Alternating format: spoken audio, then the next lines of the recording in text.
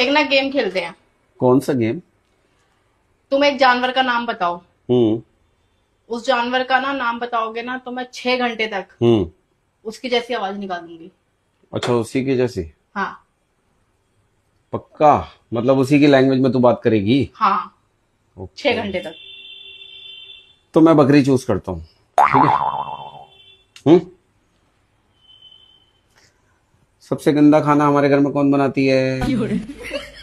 मैं बात बात पे लड़ाई कौन करती है?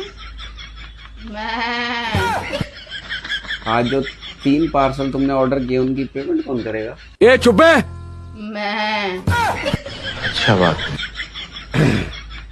आज के बाद ना लड़ाइयों में सॉरी पहले कौन बोलेगा?